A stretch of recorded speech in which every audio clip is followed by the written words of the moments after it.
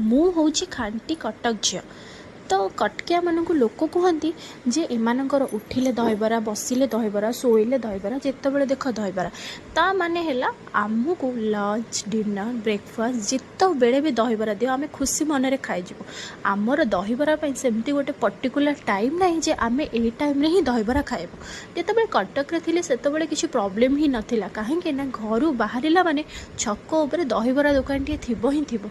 भुवनेश्वर आसला पर सेटा टिके प्रॉब्लम ही गला। हाँ मु बिल्कुल भी एटा कहूनी जे भुवनेश्वर दहीबरा भल नुह। भुवनेश्वर में बहुत जगह भल दहीबरा मिलूँ। आ हाँ भुवनेश्वर में बहुत लोग सॉस भी पकाउना किंतु से टेस्ट कटक भलिया बिल्कुल भी नुह। तो आज भाविली डिनर रे टिके घरे दहीबरा बनइबू। दहीबरा आलुदम घुगुनी सहित सेव पियाज एटा नहले तो दहीबरा तो अधूरा ही अधूरा। आउ दहीबरा खाई सारा पर दही पानी पीवा आउ सेव पियाज खाइबा एटा तो आमर परंपरा ना।